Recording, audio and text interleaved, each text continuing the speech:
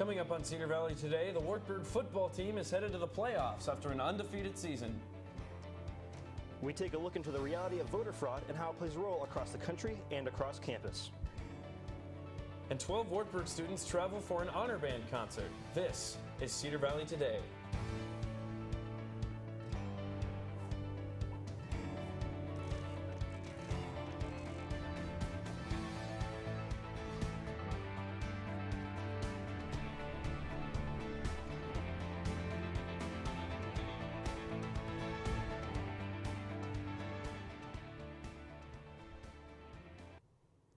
Hello and welcome to Cedar Valley Today. I'm Ryan Riebenacker. And I'm Sam Sides.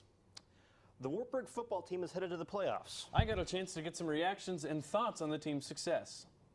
Knights 10-0 in the regular season for the first time since 2014. The Wartburg Knights football team beat Nebraska Wesleyan 41-20 on Saturday, capping off what is now the 5th unbeaten regular season in program history.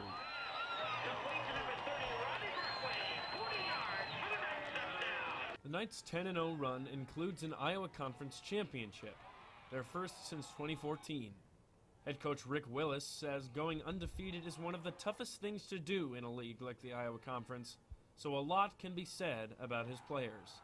It's hard to do what we've done. The reason there's only been 5 undefeated, untied teams in the 82-year history of Wartburg football is because that's hard to do. And so it's a great credit to this group of guys that they were able to find a way to get that done. Over a 10-game span, Wartburg's offense averaged nearly 40 points per game this season, but that's only half the success. On the defensive side of the ball, the Knights allowed only 15.2 points per game and took the ball away 22 times. Defensive captain Rob Rotler gives much of the credit to the front four. I do the play calling out there, I get the signals from the coach, and then I got to make some adjustments with the guys. But the D-line has been really setting the tone for us as a defense. And, for me personally, that makes my job a whole lot easier. With their impressive season, football claims the 3rd conference championship Wartburg has won this fall. For Cedar Valley Today, I'm Sam Sides. The Knights will play in the first round of the playoffs here at home on Saturday against Franklin College. Kickoff is set for noon for that one. Voter fraud has been given increased attention lately, and some states are considering implementing some changes. Earlier this week, I went out on campus to gather some local opinions on voter fraud. Voter fraud is a relatively new problem in the United States, and while it gained some popularity over the course of the 2016 presidential election, there still seems to be a lot of mixed opinions as to what voter fraud is and how significant of a problem it is. So basically, voter fraud, from what I've learned about it, it's just like a fear tactic that politicians or just candidates have used towards their party, just to kind of instill that idea that this is the main problem that we have, and so if we can overcome this, then we won't have to worry about it, and we'll definitely have a shot at winning whatever election it is. While there are some who believe voter fraud is just another way to suppress voters, others feel it is a legitimate concern and something that American politicians should look into. There was a lot of hate towards the president we have now, and that did incite of a lot of potential for people to commit voter fraud. One of the more popular changes being considered by lawmakers across the country is the requirement for voters to present some form of ID in order to cast their ballot. Yeah, I think it is reasonable to ask people for their IDs just to make sure that they are of age and they are American citizens, and just to make sure that they're the person who is actually voting. So I don't think it's unreasonable to ask for IDs. I feel like it could help, and if this shows that it's a good key and there's avoidance of voter fraud or the catching of people attempting voter fraud, it can really maybe spread across the country and help for later elections, for anything in general. Reporting for Cedar Valley Today, I'm Ryan Riebenacker. To learn more about voter ID laws and voter registration in Iowa, visit the Iowa voter registration page so you can keep up to date on this topic. 12 Wartburg students were selected for an intercollegiate honor band. Cedar Valley Today's Jonah Cruzy has more on that story. On Friday, November 17th, 12 of Wartburg's best band members are traveling to Nevada, Iowa, along with other band members from around the state to perform a special honor band concert happening on Saturday, November 18th.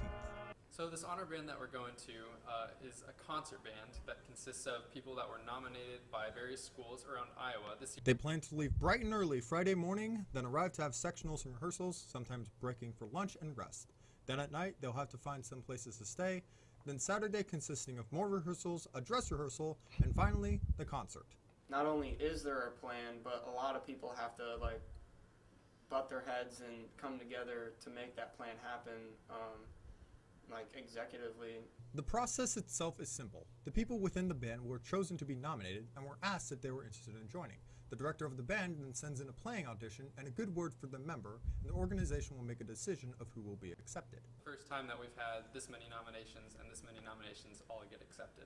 There is also a guest director who will be conducting the concert, but it is a mystery of who will be at the moment, but it's someone that no one has played under before. So it's a really neat experience for both the conductor and the players because it's a brand new experience full of great players. Reporting for Cedar Valley Today, I'm Jonah Cruzy. Congratulations to those 12. That's a really cool thing. And the weather has been pretty cool lately as well. We'll go to Ryan for that. What does it look like? Thanks, Sam. It's looking like it's actually going to be rather warm, but also cloudy and windy over the next 4 days. Wednesday, we're going to see some wind and clouds. High, still pretty high though, 46 degrees, low of 23. Thursday, going to lose that wind, going to stay cloudy. We're going to stay probably above freezing still though. Friday, it's going to be a little bit more rainy. High's going to go back up there, 47 degrees is your high with 33 as your low. And then Saturday, we're going to tip off the weekend with a little bit colder temperatures. Wind is going to come back. It's going to be a high of 38 degrees and a low of 20. Sam, back to you. Thanks, Ryan. The Wartburg wrestling team hits the mats tonight for their first home meet, but there's one person that will not be suiting up, and he's one of their best. Cedar Valley Today's Tyler French has more on senior Eric DeVos. Winning a national championship is the dream of most college athletes, but few ever get to accomplish it. Eric DeVos is one of those few. The former University of Iowa transfer spent the beginning of his Wartburg career away from wrestling, but decided a few years ago to make the return to the mat, something he has not regretted. It just made me hungry again, and I really just started having fun with the sport again and falling back in love with it. And it's the best decision I've ever made is wrestling here at Wartburg. In his time with the program, DeVos is a two-time All-American and was a 2017 national champion in the 174-pound weight class, a moment the head coach Eric Keller says he could not have been happier for him in after DeVos fell just short in the 2016 finals. Just total joy for him. And I knew how much it meant to him. I knew inside, and it was total joy. Wartburg has also won 2 team national championships in DeVos' career, and Keller says it's due in large part to DeVos' work ethic and what he brings to the team. He's a guy that, every day comes in with a great attitude, every day is fired up, and you can't help but get fired up when you're around him, and like I said, that affects our team. After so much success, DeVos has been forced to spend the beginning of this season on the sidelines due to only having a semester of eligibility left.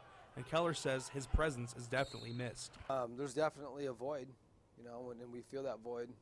We felt it right away. We felt that from the day we started. The first meet of the year for DeVos will come at the Desert Duels in December, and he is anxious to rejoin the team that he has become so close with. Getting to come in here every day, like I said, and wrestle with these guys and just be a part of something and really just, I don't know, it's like family. For Cedar Valley Today, I'm Tyler French. Although DeVos will not be wrestling tonight, he will still be cheering on his team when they take on the Simpson Storm in Levick Arena tonight at 7 p.m. Coverage of the meet will be on Night Vision, so be sure to catch that. When we come back, we'll be looking at the upcoming Justice League film. Stick around.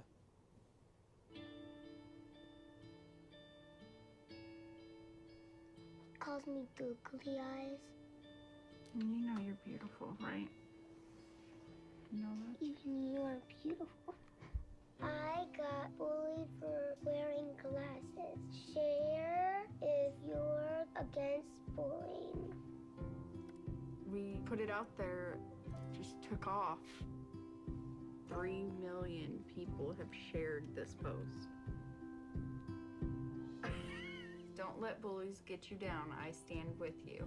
Our whole family's wearing glasses. I wear glasses and I'm proud. I even have the army on my team. all the kind comments and brought my child joy. I don't feel thank you is enough.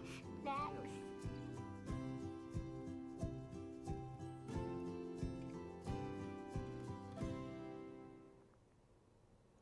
Following the summer success of Wonder Woman, the Justice League arrives in theaters to face a global threat. CNN's Rick Damigella has a preview.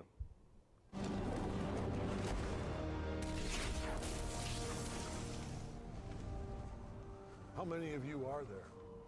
Not enough. Ben Affleck's Batman is on a mission in the highly anticipated superhero team-up Justice League. The movie arrives just months after Wonder Woman saved the summer box office. I started to shoot Justice League literally the day after I wrapped on Wonder Woman, so for me there was absolutely no transition. I continued portraying the same character but with different crew and cast members, and it's been a very enjoyable experience. The world needs Superman. Despite his death in Batman vs. Superman: Dawn of Justice, the Man of Steel is a part of this movie. Superman, in this film, is an ideal. He's a concept, he's an idea. And he always has been that. But because of his incredible powers, and because he was as ever-present as he could be, it wasn't quite recognized until he died. Organic and biomechatronic body parts. He's a cyborg. The team Batman unites includes Cyborg and Aquaman. We're both definitely, we have a lot in common, don't we? We do, yeah. Both Arthur Curry and Cyborg are living sort of half lives. Cyborg is half man, half machine. Half Atlantean, half human. And the Flash. Stop right there. I'm in. You are? Yeah, I need friends. Despite the doomsday scenario, the film finds light amongst the darkness. I like the way that there's natural levity brought to the film just by nature of it being a film about a group dynamic. Like, that stuff, when you're struggling in a group, in a family, on a team, even in the hardest, sometimes the hardest situations do become the funniest. They said the age of heroes would never come again. It has to. In Gotham City, I'm Rick Damigella. Justice League is the latest entry in the DC Extended Universe, and fans will get the next installment just over a year from now when Aquaman surfaces.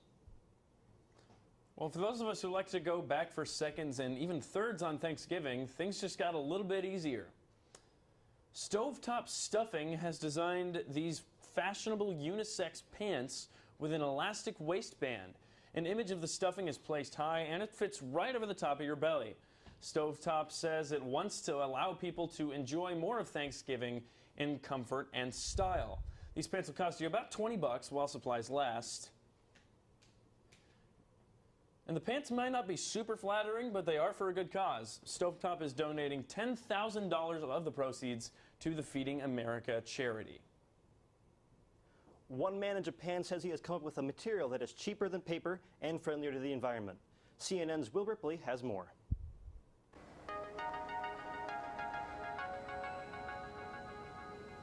Don't you dare call it paper.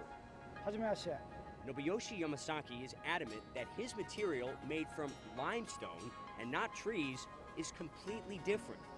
Limex is a revolutionary new material born from stone, which would take place of paper and plastic all over the world from now on.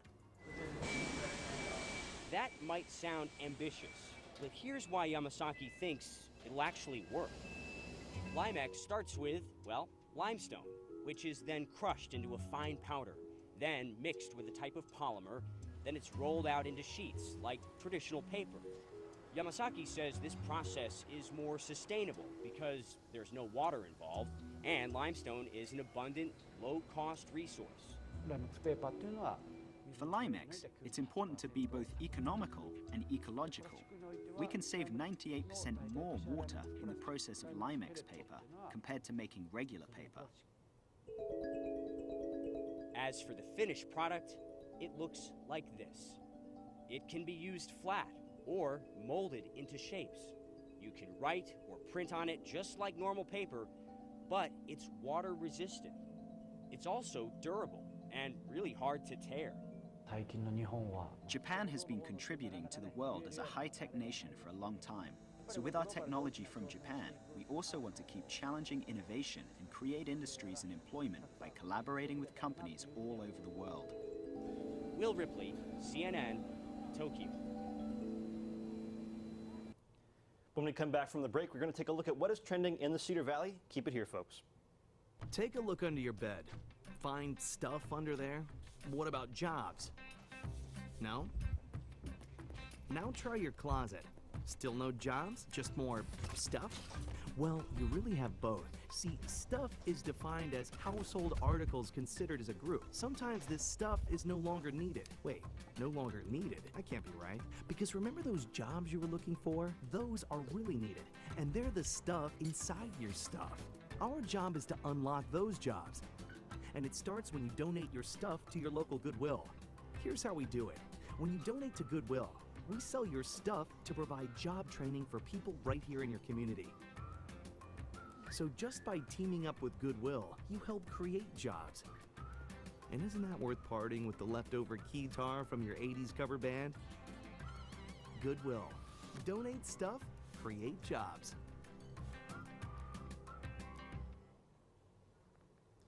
Here's what's trending in the Cedar Valley. This coming weekend, Cedar Falls Downtown will be hosting Downtown Ingredients. This event serves as a way to shop for all of the right ingredients for whatever it is you want to make this holiday season. Throughout the event, you'll even get some recipes for some cool, fun new things from the places you visit. For more details on what businesses are participating, just go to the Facebook event page. It has a whole list for them right there. Hawkeye Community College will be hosting a Culture Fest later today. The event will take place at 11 a.m. and will serve as an opportunity for people to sample foods and view different artifacts from many different regions across the world. The event will take place at 11 a.m. in the Brock Student Center, and entry will be free. Going from now until 3 p.m., Wartburg College is holding an online college fair for international students. The Wartburg Global Admissions team will be speaking to prospective students live and answering any questions that they may have. If you're looking for some help filling out your application or need some advice on financial aid and finding scholarships, or simply just want to hear more about campus life, this is a good thing for you. Erin Jones was named third-team All-American for her efforts throughout the volleyball season. She finished last year as an honorable mention and ended this season with her second straight Iowa Conference MVP title, an All-NCAA regional tournament team spot, and has an official standing as an All-American. Her .354 hitting percentage was good for first in the conference throughout the year. Now we'll take it over to Ryan for the weather. What's it looking like out there? Well, Sam, looking at your hourly forecast, it's going to be kind of warm to start off your day, and then as we move in to the later hours, we're going to see it cool off quite a bit. Going to start off at 9 a.m. It's going to be a little windy this morning. 41 degrees is your high, but it's probably going to feel more like 32 with that wind chill. Moving on to about noon, 12 o'clock, we're going to see 41 degrees is your high, and then 32 degrees is what it's going to feel like. 3 o'clock then, the sun's going to come out quite a bit more. 37 degrees is going to be your high, 27 is what it's going to feel like. Will be above freezing. And then 6 o'clock, clouds are going to come in, and we're going to see the temperatures dip quite a bit. Now for a look at your 7-day forecast, then temperatures throughout your 7-day forecast are going to be up and down here. Wednesday, it's going to be rather windy throughout the entire day. 46 degrees is your high, 23 is the low. Thursday and Friday, moving on into the weekend, we're going to see some more clouds and rain. Highs in the mid-40s. Moving on into your weekend, Saturday, we're going to see that wind pick back up. 38 degrees is your high, 20 is your low. And then Sunday and Monday, both picking up temperature, especially going into Monday, but very, very sunny, and that'll be nice, especially moving into the end of November. And then Tuesday, we're going to end off this 7-day forecast with 36 degrees is your high, partly cloudy, 22 is your low. And then we're going to toss it back over to Sam. Thanks, Ryan, and thank you guys for watching Cedar Valley Today this morning. Be sure to like us on Facebook, follow us on Twitter. Have a great day, Cedar Valley.